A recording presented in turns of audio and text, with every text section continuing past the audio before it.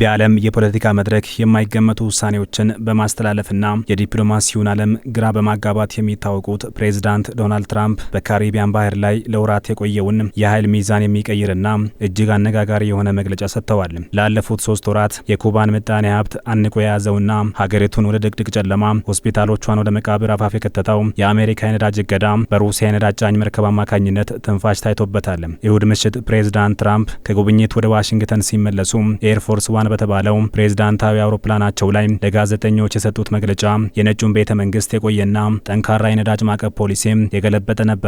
ፕሬዝዳንቱ በንግግራቸው ወቅት ሩሲያም ሆነች ሌላ አንድ ሀገር ወደ ኩባ ነዳጅ መላክ ቢፈልግ አሁን ላይ ምንም ችግር የለብኝም፣ ህዝቡ መኖር አለበት፣ መትረፍም አለባቸው በማለት ተናግረዋል። ይህ መግለጫ ለወራት የኪዩባን ምጣኔ ሀብት ሽባ አድርጎ የቆየው አስተዳደር ድንገት ሰብአዊነት ተሰምቶት የወሰደ ውሳኔ ይመስላል። ሆኖም ትራምፕ በንግግራቸው ውስጥ የሀገሪቱን መንግስት ከማጣጣል አልተቆጠቡም። ኩባ ቀድሞውኑ አክትሞላታል፣ ብልሹ አሰራርና ሙስና የነገሰበት አገዛዝ ነው ያላቸው ሲሉ የነዳጅ መርከቧ መግባት የፖለቲካ ለውጥ እንደማያመጣ ለማሳየት ሞክረዋል።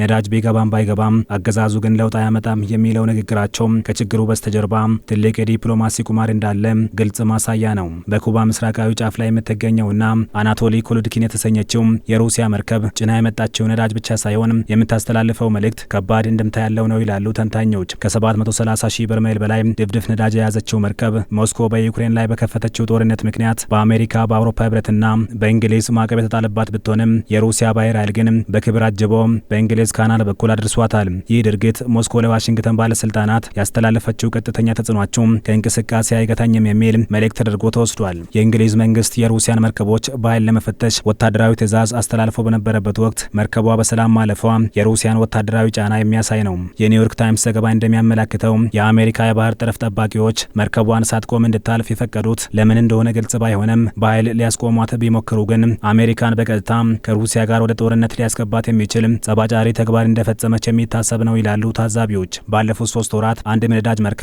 ወደ ወደቦቿ ያልደረሰባት ኩባ ፕሬዝዳንት ሚጌል ዲያስ ካኔል እንደገለጹት ሀገሪቱ በታሪኳ አይታው የማታውቀው የኃይል እጥረት አጋጥሟት ቆይቷል። አሜሪካ በቬንዙዌላ ላይ የወሰደችው የፖለቲካ እርምጃና ፕሬዝዳንት ኒኮላስ ማዱሮን ከስልጣን ማውረዷ ሀገሪቱ ዋነኛ የነዳጅ ምርጫ የነበረውን መስመር ዘግቶታል።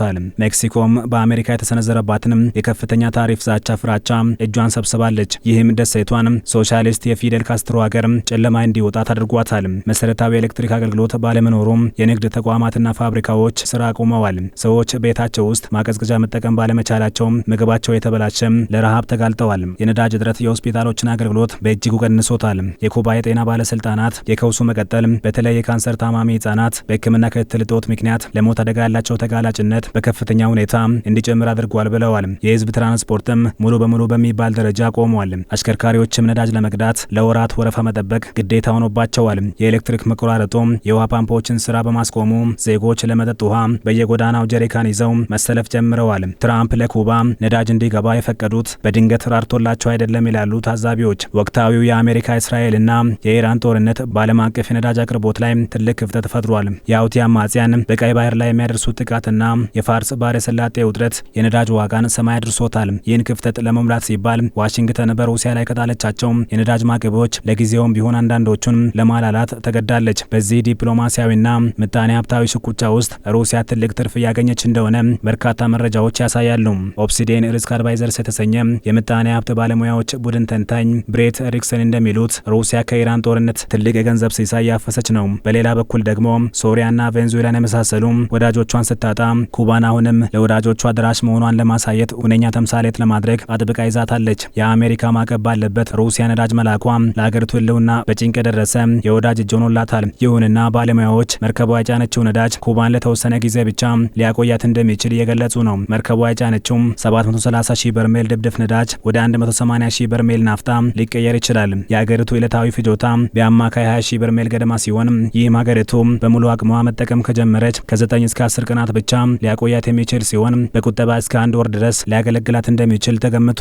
ይህም የሩሲያዋ መርከብ ለኩባ የአዳኝ ኃይል ብትቆጠርም ዘላቂ መፍትሄ ግን እንዳልሆነች ያሳያል። መንግስት የተገኘው ነዳጅ በአግባቡ ካሰራጨ ሀገሪቱን ለ1 ወር ያህል ከጨለማ ሊያወጣት ይችላል። ነገር ግን ማዕቀቡ በዘላቂነት ካልተነሳ ደሴቷ ከጥቂት ሳምንታት በኋላ ወደ ነበረችበት ቀውስ መመለሷ አይቀሬ ነው ሲሉ ተንታኞች ይናገራሉ። ፕሬዝዳንት ትራምፕ መርከቧ ብትገባም ባትገባም ኩባ ለውጥ አታመጣም ማለታቸው የኩባ መንግስት በቅርቡ ይወድቃል ብለው ስለሚያምኑ ነው። ከኢራን ከኢራን ጉዳይ በኋላ ትኩረቴን ወደ ሀገሪቱ አዞራለሁ በማለት የተናገሩት ትራምፕ አሁን ነዳጅ እንዲገባ የፈቀዱት ሁለት ዓላማዎችን አንግበው እንደሆነ ተንታኞች ይገምታሉ። አንደኛው በህዝቡ ላይ የሚደርሰው ስቃይ ዓለም አቀፍ ተቃውሞ እንዳያስነሳባቸውና የሰብአዊ መብት ተሟጋቾችን አፍ ለማዘጋት ሲሆን፣ ሁለተኛው ምክንያታቸው ደግሞ የሩሲያ መርከቦች በወታደራዊ ኃይል መታጀባቸው አሜሪካን በሌላ ግንባር ላይ በተለይም ከሩሲያ ጋር ጦርነት ውስጥ እንዳይከታት በመጠንቀቅ ነው። የኩባው መንግስታዊ የዜና ወኪል ኩባ ዲቤቲ የሩሲያን መርከብ መምጣት የአሜሪካ እገዳ የተሰበረበት ድል ነው ሲል ዘግቦታል። ይህ በእንዲህ እንዳለ የዓለም የነዳጅ ገበያ መናጋት በሌሎች ሀገራት ላይም ተጽዕኖ እያሳደረ ነው። የነዳጅ ዋጋ መጨመር የአውሮፕላን ጉዞ የቲኬት ዋጋ ላይ ጫና እያሳደረ መሆኑ ተዘግቧል። ይህ ሁሉ የሚያሳየው የኩባ የነዳጅ ጉዳይ የኩባ ብቻ ሳይሆን ከዓለም አቀፉ የኃይል ሽኩቻ፣ ከኢራን ጦርነትና ከሩሲያ ስልታዊ ጥቅም ጋር የተቆራኘ መሆኑን ነው። በካሪቢያን ባህር የሚታየው ይህ ድራማ የዓለማችን ዲፕሎማሲያዊ አካሄድ ምን ያህል ውስብስብና ጥቅም ላይ የተመሰረተ እንደሆነ ቁልጭ አድርጎ የሚያሳይ መስታወት ነው። በአንድ ወገን በጨለማ ውስጥ ሆኖ የነዳጅ ጠብታ የሚጠብቀው የኩባ ህዝብና በሌላ በኩል ደግሞ ሀገሪቱን እንደ ቼዝ መጫወቻ የሚጠቀሙባት ታላላቅ ሀገራት አሉ። የፕሬዝዳንቱ ፍቃድ ለኩባ ዜጎች ጊዜያዊ ብርሃን ቢሰጥም የሀገሪቱ የረጅም ጊዜ ዕጣ ፈንታ ግን ገና ጭጋግ እንደለበሰ ነው። የሩሲያ አናቶሊ ኮልድከን መርከብ ወደብ ስትገባ አሜሪካ ለጊዜው እጇን የሰበሰበች ቢመስልም ፕሬዝዳንት ትራምፕ ከኢራን በኋላ ለሀገሪቱ ምን እቅድ ይኖራቸዋል? የሩሲያና የኩባ ወዳጅነትስ ወዴት ያመራል የሚለው ጥያቄ የዓለማችን ትኩረት በመጠኑም ቢሆን ወደ ካሪቢያን እንዲዞር አድርጎታል። የማዕከላዊ አሜሪካዋ ደሴት የፊዴል ካስትሮ ሀገር ዛሬ ላይ በአያላን ሽኩቻ መሃል እስትንፋሷን ለማስቀጠል ጥረት እያደረገች የምትገኝ አዲሷ የተልዕኮ ውጊያ ማዕከል ወደ መሆን እየተቃረበች ነው ሲሉ ተንታኞች ስጋታቸውን ይገልጻሉ።